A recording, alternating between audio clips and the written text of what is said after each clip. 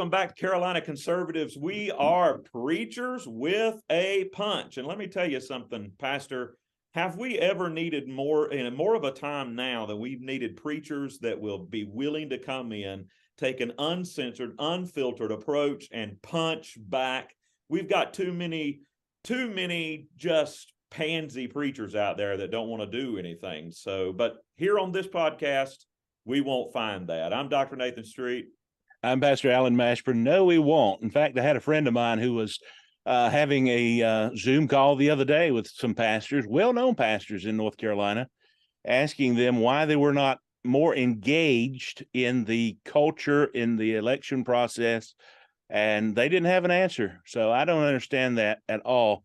It's an honor to have Miss Katharine Gorka on the podcast today.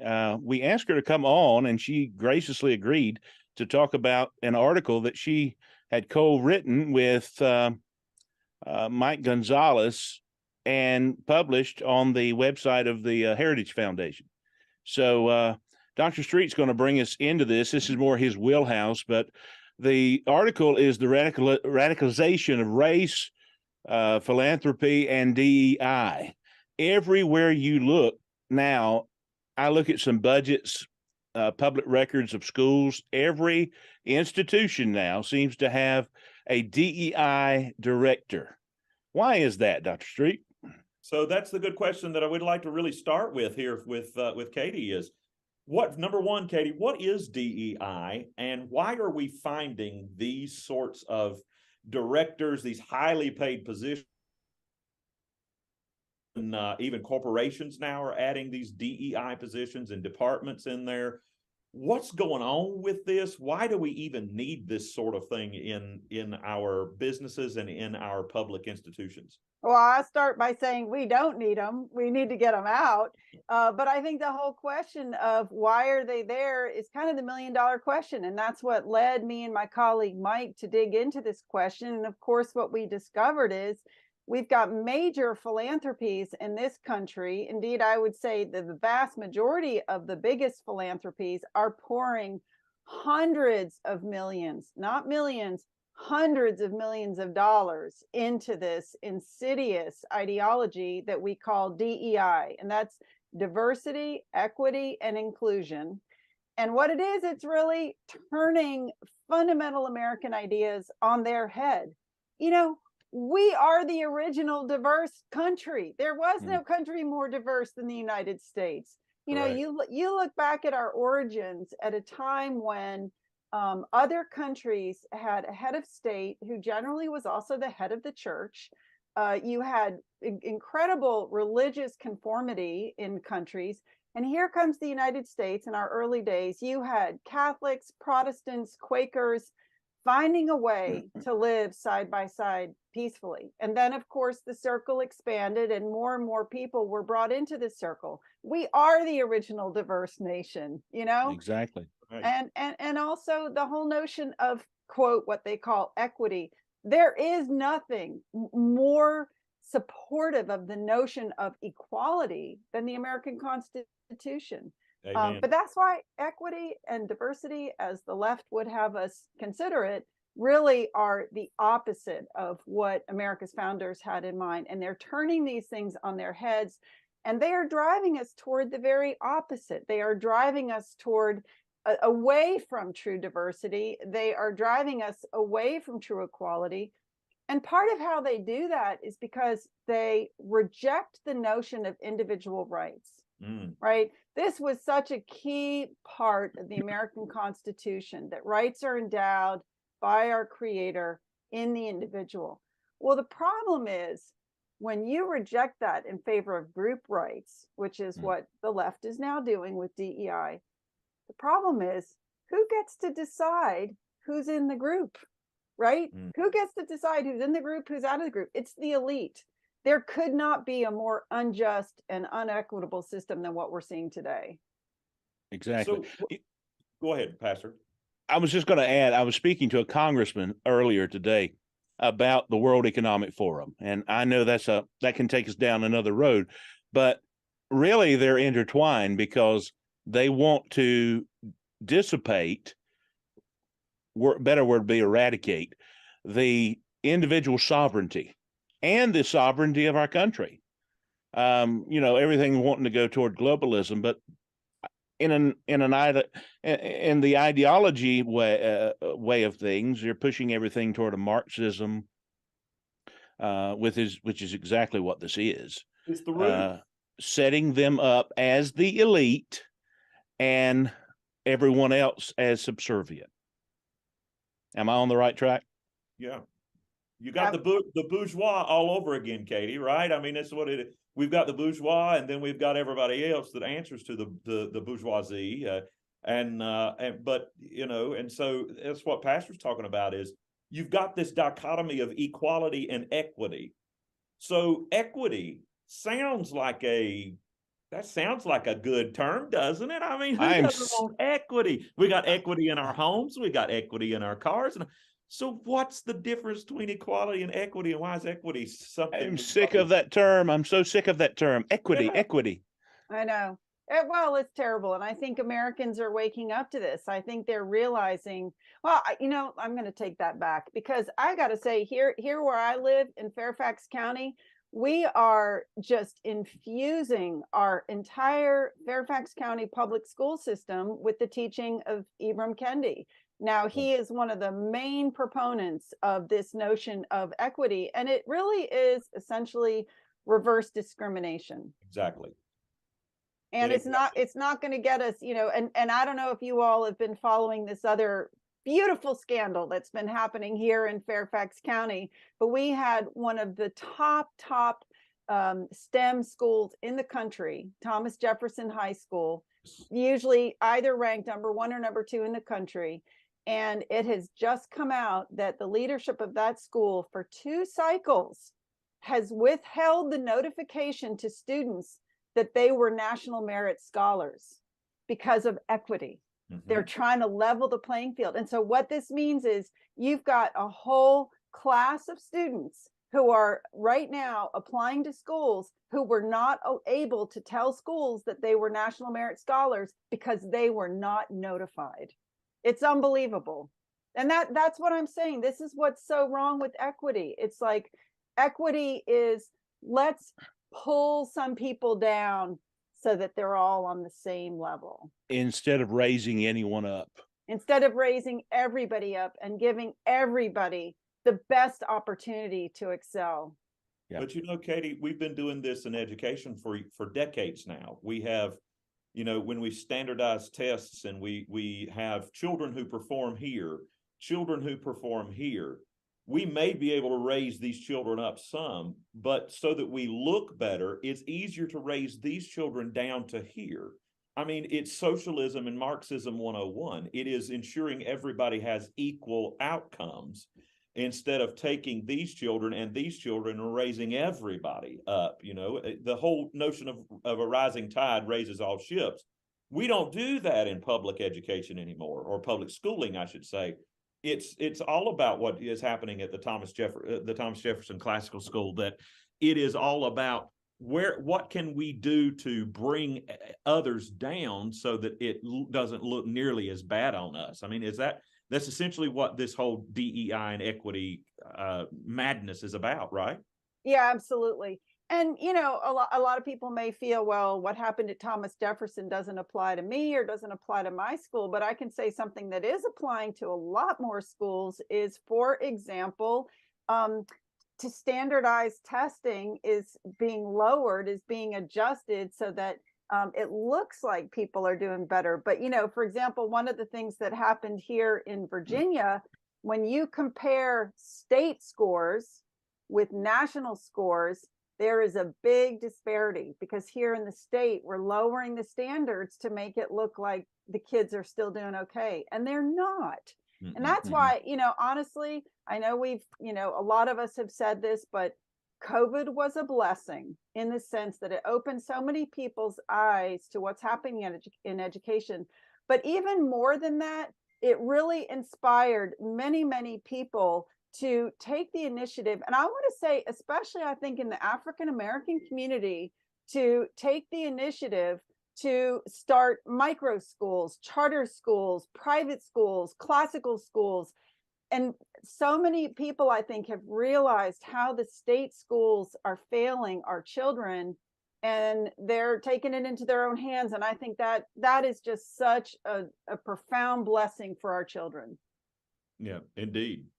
Because at the end of the day, my children are my responsibility. The state, the government doesn't own them. So we have got to make the decision what's best for the children. And the best thing for the children is not this garbage. Katie, I'm known for saying a word on this show that I get a lot of people writing about and saying you shouldn't say that because it's not proper. And it's a simple word. It's called stupid. I get so sick and tired of this. I mean, it's just, has everyone seemingly lost their mind? This is, we have had one school system here in North Carolina. You referenced the one in Virginia. One system that Dr. Street and I had endorsed candidates and ended up flipping. A lot of people worked on this, flipped the school board to a conservative majority now, and they have since reinstated recognizing their achievers, the valedictorians and all of that. And you wouldn't believe, I attended that meeting when they voted on it. You wouldn't believe the pushback they had.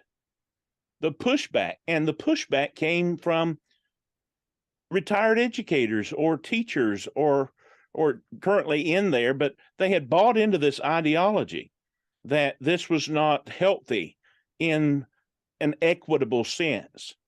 And I was heartbroken for one father because he got up and spoke to the board of how his daughter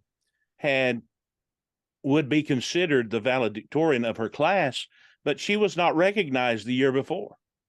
And so she wasn't able to go to her college and say that or put it on her records or her resume or anything. And I was heartbroken for him because here he is, he's fighting for his child. And thankfully this board heard him and they voted to reinstate this. And I applaud them. Why even take that away? Why even move to do that? Where did this all begin? I know I'm going out of the parameters of DEI perhaps, but where did the ideology begin and when did it start to infiltrate that we've got to begin a new process of becoming equitable?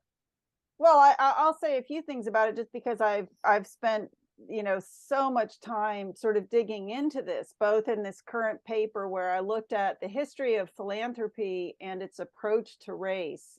And I've also looked at the history of cultural Marxism in the United States. So, you can't put it to any single factor, right? But there are a couple threads that are really, really important. Of course, I would say Marx is one, the whole idea of socialism. And let's be clear here, for a lot of people, it might seem really, I don't know, irrelevant. Why? Who's Marx? Who cares? That was a long time ago. But I think it is really important because Marx and the ideas of Karl Marx still shape the thinking of many, many people. Patrice Cullors, one of the co-founders of Black Lives Matter, says she is a trained Marxist. Many of our university professors now identify as Marxists. And I think Americans have to understand Marxism is the opposite of the United States and what we believe in. And I think, this is why, I'll tell you one thing. I think our many of our recent immigrants are going to be super important soldiers in this fight because they have come from Marxist countries.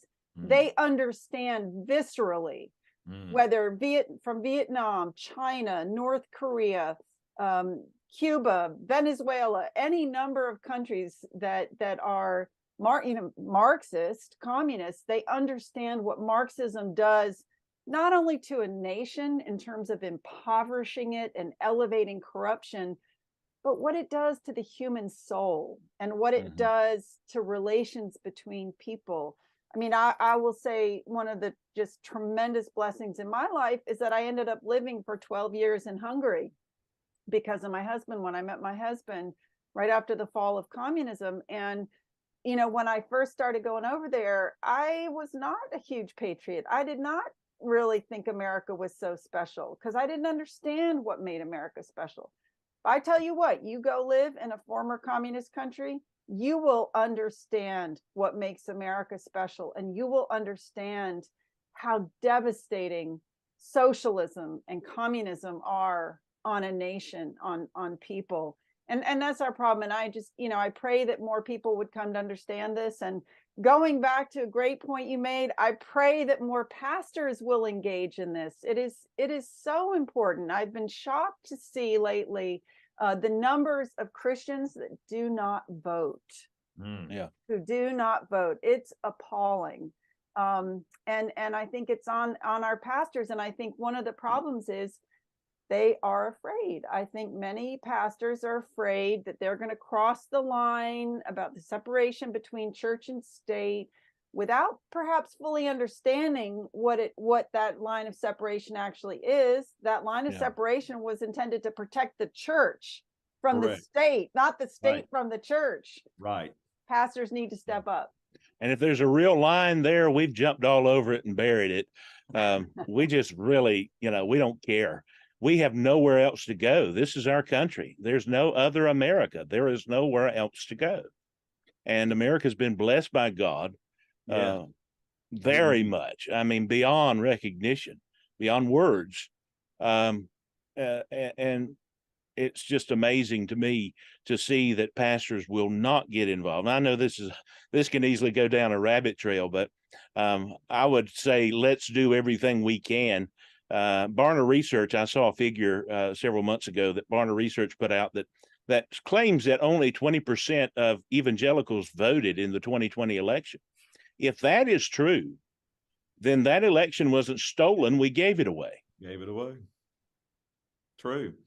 But, even then, we've got some churches that are so radically left anyhow. So, I mean, we've got that infiltration. The whole DEI culture is coming into the church even. I mean, I have been in conversations with many pastors before who has said that Jesus was a Marxist and before Marxism even existed and was all about equity. No.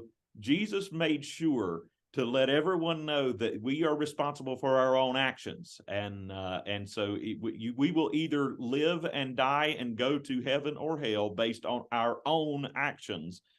And but you mentioned something a little bit ago, Katie, that I want to jump back to in this radicalization of race. We're finding so much. And I mean, I worked in school district in Greensboro, North Carolina for so long, and every single thing is colored by race. Every decision is colored by race. Every single step you take must be taken in the perspective of race. And so critical race theory, while a lot of school districts will say, we don't teach critical race theory, although it is very much the foundation of DEI departments and very much the roots of equity. But this critical race theory, especially with how it came about with Kimberly Crenshaw and Derek Bell and such as that, it was a legal theory at first, but it's sort of been adopted and really modified to meet the needs of all these leftists that have come along, like Ibram X. Kendi, like you have said, the anti-racist himself. So how in the world are they getting away with this sort of really racist action? I mean, we could call it soft bigotry if we want to, but it's really not soft bigotry. It's blatant bigotry that we're looking at people and saying, well, because you're Black, you don't have enough sense to do what needs to be done. So we're going to dumb it down for you and water it down for you. So it'll be a lot easier, sort of like what Kate Brown did in Oregon with the schools there. So how in the world is the left getting away with open, blatant racism like this? Well, I think I think, first of all, it's important for people to understand it fully. And I'm glad you touched on, the origins of CRT and the background in critical legal theory. So this all started in about the 60s with the radical leftists, majority white, who were activist students in the 60s, radical leftist students who became disillusioned and ended up, many of them, becoming law professors. And so you had, and out of that group, you had the emergence of critical legal theory. And it was really about, they were all about dismantling our legal system. And then what happened throughout the 70s, you had a growing number of minority legal students, so African American, Mexican American, primarily law students, coming along through these programs, and they were not seeing Black professors. They were still just seeing white professors. So they kind of turned on the professors and said, we reject what you're doing. We reject critical race. We reject critical legal theory. And that was the birth of critical race theory. They said, you can't just dismantle the system. You've got to look at it through the lens of race. And there was, ironically, 1989 was kind of the turning point. So 1989, while me and many, many other people were celebrating the collapse of communism in Central and Eastern Europe, actually, that was kind of the year that Marxism really took hold in this country, because that year there was a big, a very important conference with Kimberly Crenshaw and others, where they sort of codified critical race theory. And that is the roots of what we're seeing today, DEI. It is fundamentally socialist and Marxist in its nature. They want to dismantle the American system. They want the racism because they want the power. They want to flip it, and they want the power. It's all about power, and it's all about control. And I think it's sad, because I think that the majority of people in our suburban neighborhoods, like these suburban moms who put the Black Lives Matter signs in their yards, I think their motivations are fundamentally good. I really do. They're not evil people. They're not, I agree. I just don't think they understand. I agree. What it is they're supporting. And I think our job is to help them understand you are not doing anybody any favors through that. And, I have to tell you, the most passionate critics that I have heard of critical race theory are African Americans, because the last thing they want is for their children to be told, A, that they are victims, and B, that they can never achieve anything because of their race. I mean, you're talking moms and dads who are doing everything they can to educate their children, to raise them up, to be godly children, to be hardworking, to strive for whatever they want to do. And here you come along with these people, these, basically a lot of white liberals pandering to them and saying, oh no, let us help you. You need our help. You can't do this on your own. Exactly. The same thing they've done for now decades, and they've done nothing but put them down, made them servants, made them nothing but, they've never helped them at all. No, never at all. And they're not going to. No, you hit the nail on the head, Katie. It is all about power. I'm the rich white elitist. I am here to be your white savior. Yeah. And when I have gone and talked to lots of different groups, I have told them, especially people of color, I would say, do you need a rich white savior to come in and save you? And so that's what it's all about. And so the Democrats especially have gotten really good about coloring this and making it look like, we're here to stop those evil conservatives, those evil Republicans who are just trying to destroy you, when in reality, they're the poison pill that want to keep you subservient and keep As Chuck Schumer just put out this morning on a tweet, he said, the Democratic Party will always be the party for the people. Yeah. Oh my goodness. Yeah. Well, and I want to be clear too. I think what's important for people to understand is that, the perspective that we share is not that we are a perfect nation, and not that, everything is as it should be. But there are two ways to solve this. One is the American way, which is you limit the size of government, you elevate individuals. You free people up to go out and be inspired and do their work. And you allow for a organic, gradual, bottom up, constant process of growth and improvement, right? That bottom up gradual change. Whereas what the left wants, they come in with their, first of all, their impossible utopian visions. We all know there is no utopia on this earth in this life. They want to impose it from above, and it never works. It always ends in tyranny. Yes. So how chaos. What's the answer, Katie? How do we evangelize people to get them to understand the evil roots, the Marxist roots of DEI, of critical race theory, and what the left, and I shouldn't say, it's not liberals per se, it's leftists, these progressivists, these secular humanists that are out there trying to deconstruct our society to build it into an image that none of us would recognize, to build it into that so-called utopian true democracy image that the Frankfurt School and the critical theorists like Horkheimer and Adorno and those folks who really set out to, Marcuse even said openly that they wanted to destroy religion, wanted to take Jesus out of the culture so that they would be able to take his place. How do we evangelize people to get them to understand what this is, what's going on, when everybody in the media is against us?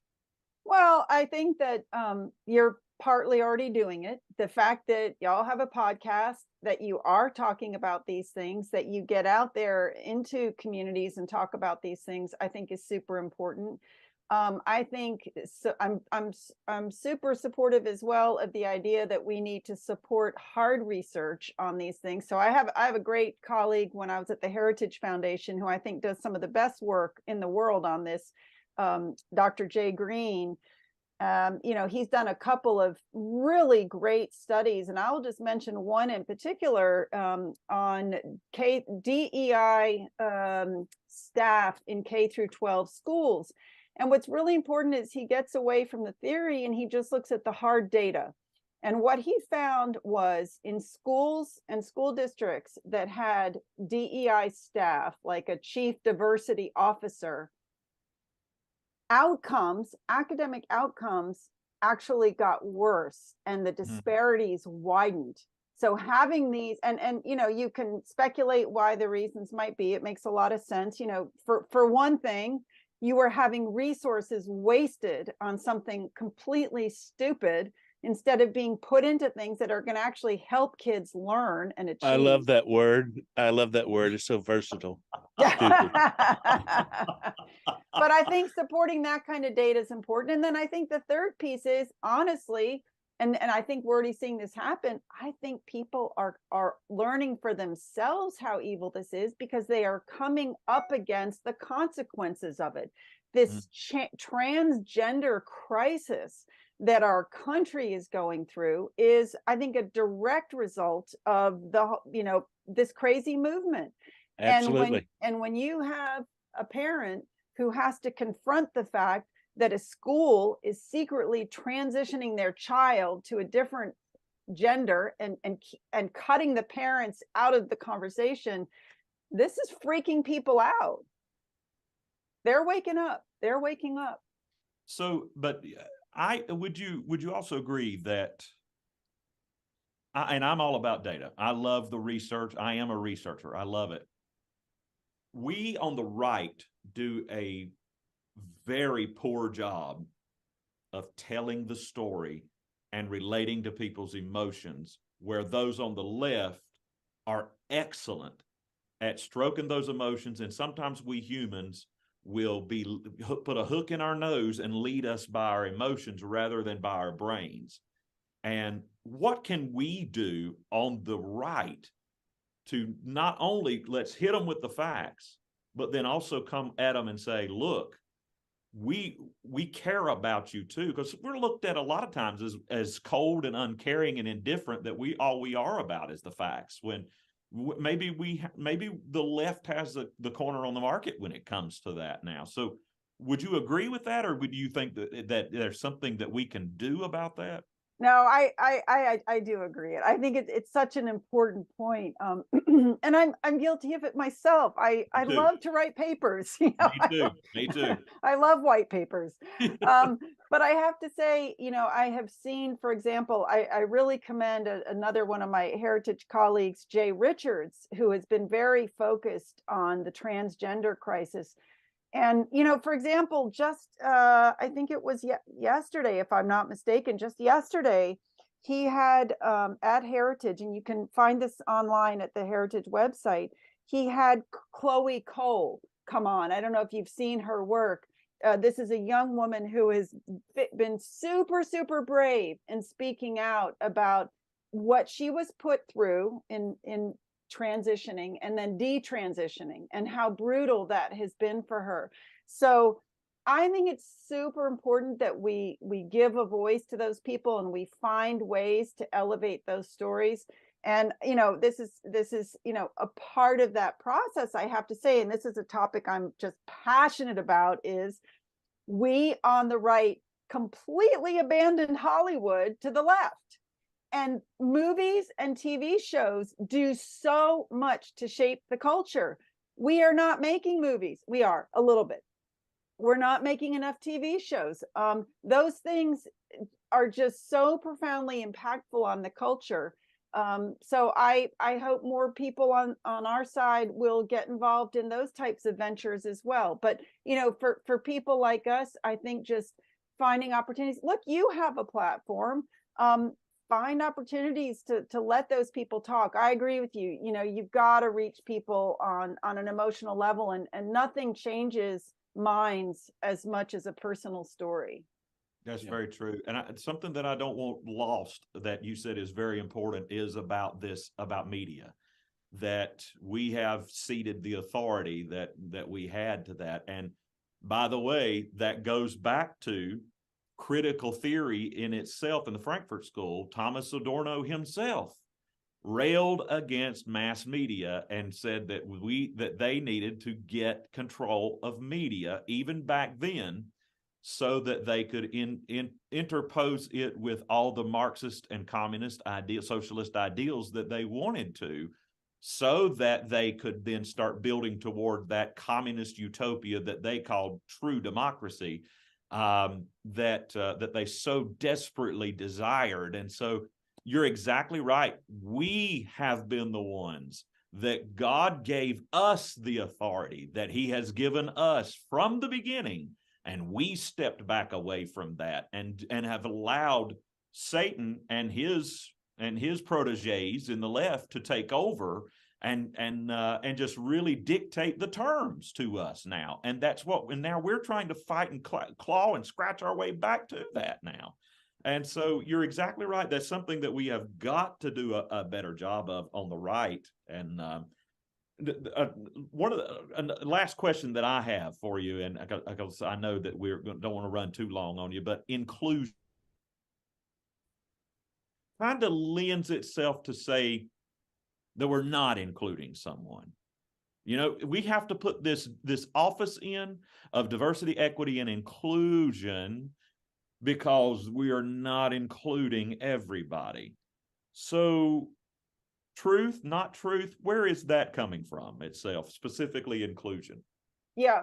Well, it's interesting. So it has a very concrete history. This was actually, believe it or not, it's an idea that actually originated under Reagan. Reagan made a speech where he recognized that the workforce of the future was going to look different. And he said, we are going to have more women in the workplace, and we're going to have more active African Americans in the workplace, which was true. And he said, workplaces are going to have to do a better job of including those people. And what that means is their needs might be a little different. So for example, women might not want to work full time because they have to be, you know, have a role as mothers, right?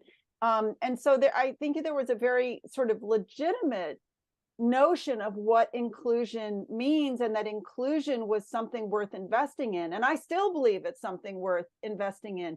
But again, you can go at it two ways. You can go at it in a gradual, organic, let's do this better. And you saw American companies made a lot of changes, and they did a lot better to make the workplace truly inclusive. What's happening today with DEI, it's not that at all. It's we are the thought police. We are going to dictate who's the legitimate group and who's illegitimate.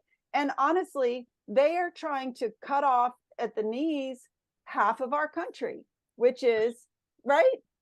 It's not about, it's just not inclusion at all. It's, again, I just have to go back to this. It's their power play. They want the power. It goes back to a classic trend of the left, that whatever they accuse us of on the right, they are always doing. So when they're putting this word in there, it sounds nice. It makes a good marriage between diversity and equity, and then it just sounds good. It just rolls off the tongue. But it's anything but. It's actually the very opposite. And they love psychology, reverse psychology. They love to do that. And they've become pros at it because they have manipulated generations now, and they're continuing to do so. We've got to wind this down a little bit. What can we do actively to engage and educate and even attack this ideology? Well, I've got to say, I still think educating people is so important. I mean, I'm constantly learning. So I learned so much in doing the research for this paper. So I'm going to encourage people to read my paper. I've got 2 big papers on this topic up at the Heritage Foundation. Anybody can look at them and download them. I think people need to educate themselves. I think they need to share information, talk about it with others. And I will say, I really praise those parents who have had the courage to speak up at school board meetings, Yes. and to speak out against how money is being wasted in the schools, and to speak out against these terrible policies. And I really commend all of those who are willing to make the sacrifice to step up and run for office and serve in office. It all comes down to this. We ultimately, we are not going to make a change if we don't have the seats of power, if we are not in office. And so I think there's a million things people can do. But every single person can be doing a little bit more than what they're doing. We have no choice. No. We have no choice. It comes down to education every time. We've got to keep educating people. We need parents and pastors to run for school boards, for county commissions, for mayors, for city councils. That's where where we really have the most control. And so we run for Congress, run for whatever. We need these people to step even Lieutenant Governor. And Lieutenant Governor of North Carolina. I mean, really, we just need those people. Yeah. So absolutely. Now, and we encourage, we're also going to link to your paper as well. And we encourage folks to go to the Heritage Foundation, all of our listeners, all of our viewers, to go to the Heritage Foundation, check out this paper by Katie Gorka. It is amazing. It is so well written. It is very academic. It is very engaging. I loved it. I've got it bookmarked because I want to keep going back to it. It inspired me. And some of the research that I have done as well. And I was like, yeah, I remember reading that. Yes, I remember that. That's right. That's good. That's good. So I've been writing notes and taking notes on this myself. So I encourage our listening audience out there, definitely go and read this. You will be amazed and you will learn a lot. And it's information you need for when you go out and you talk to other groups and other individuals. It is so important that you come and study to show yourself approved unto God. Don't go out there half-cocked and trying to tell people stuff when you have absolutely no idea what you're talking about. God expects us to do our homework to get prepared and to go out there so that we can speak intelligently about the things that we are encountering in this culture that so desperately needs him now. Amen. And I would say, I'm sorry, Katie. I just said amen. I love what he Oh. said. Yeah. I would say if you're watching this and you're listening to this, send a link to this to every school board member that you know and you've got their email address to. I'm going to send it to the chair of Chatham County, Dr. Street, who just went out publicly in a newspaper article attacking me that I said that CRT was in Chatham County schools. He said it's certainly not. So, oh yeah, yeah. When we've got evidence. I've got his number, but anyway, Yes. we're, I would say send it to every school board meeting, school board member, and let them see this. This is thorough. It's very informative. It's academic. If anyone is critical of this writing, it's because they disagree with it, which is fine. Just come out and say you disagree with it. Own it. Disagree with it, but it's full of facts. I mean, you can disagree with the facts all day long, but it's full of high quality research and facts. So go ahead and disagree all you want to, but you know, you're going to look silly. I'll just use the word. You're going to look stupid for disagreeing with this. So I love that word. Folks, we thank you so much. Katie, we need you to come back because we didn't even get to talk about ESG. I'd really love to talk about how DEI is leading to ESG as well, and how that's going to affect everyone as well. So I vote that she becomes a regular contributor. I vote too. Yes. So, all right. It's unanimous. I love talking to y'all. So anytime you want me, I will come talk with you. Oh, that's an honor. Yes, Thank we you. love it. Thank you so much. Love it. Folks, thank you so much for joining us here on Carolina Conservatives. We are preachers with a punch. Come on and send this out. Send what we are saying here out to everybody, especially if you're in Chatham County, North Carolina. Send it to the chair, Gary Leonard. I know him really well. I'm going to tell you, Coach Leonard, you have come a long way and you've gone the wrong direction, pal. Send this out to him and make sure that these people are accountable to you, folks. Thank you so much for joining us here today. My name is Dr. Nathan Street. I'm Pastor Alan Mashburn. That is proof. We will call you out. Have a great day. Thank you for joining us. God bless you.